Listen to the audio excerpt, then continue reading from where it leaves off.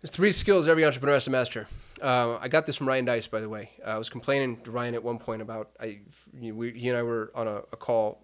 It was a mastermind we were part of, and I was just letting him know. I'm like, dude, I don't have time to do anything that I love to do anymore.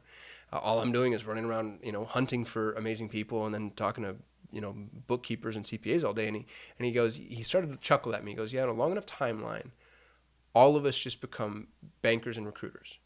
And I thought, man, that's really interesting. From an entrepreneurial perspective, that's absolutely true. Which leads me to the 3 skills. 3 skills every entrepreneur has to master. First, and I think the most important one, and I talk about this a lot because I've been burned by it very heavily, but you have to get good at the game of money. As an entrepreneur, you have to get good at the game of money. And what's interesting about that is that doesn't mean what you necessarily think it means. It doesn't mean that you learn things like leverage and arbitrage and borrowing. And really, I think what it means is fiscal conservatism, to be frank, especially when you're early stage.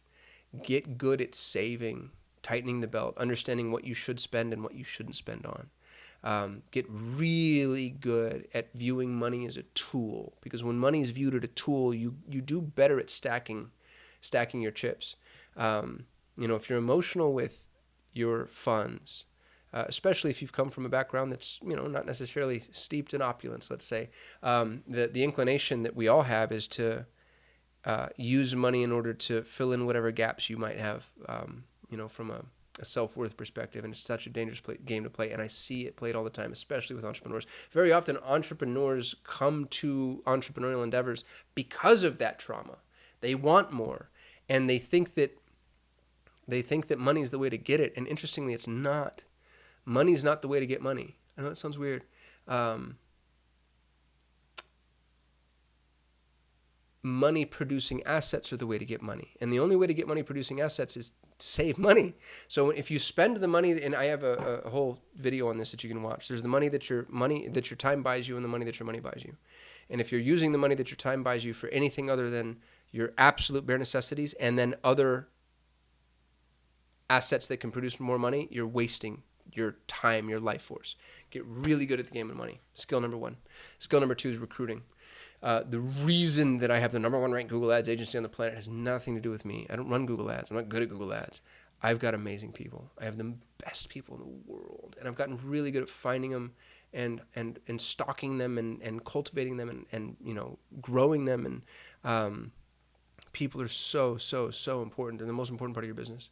And that's going to be more true with the proliferation of AI, not less. People think that AI is going to replace people, and it will. You'll need less people, but what's interesting about AI is it'll make a good employee that much better and a bad employee that much worse. So you have to be good at recruiting. You have to focus on people. People aren't cogs on a wheel. They're not, avatars on an assembly line. People are the lifeblood of everything you're ever going to do. They're critical. Get really good at recruiting.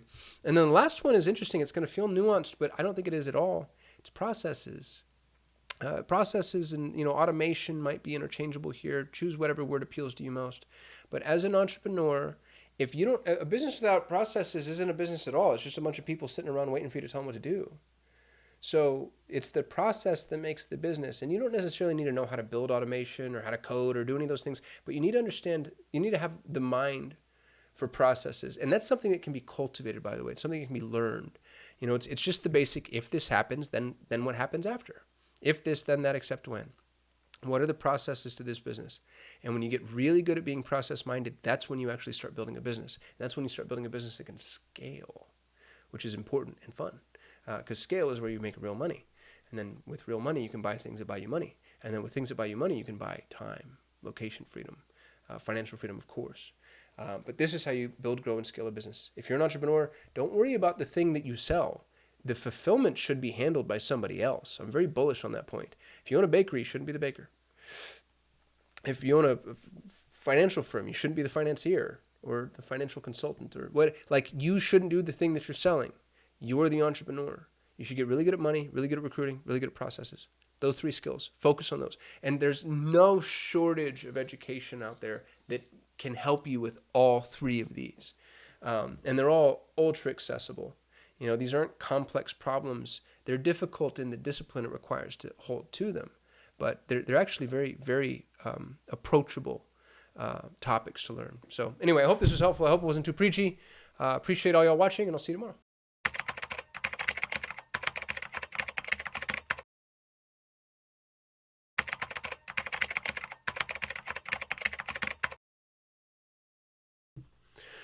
So I just celebrated 17 years in business, which is something that I'm really proud of and also makes me feel really old.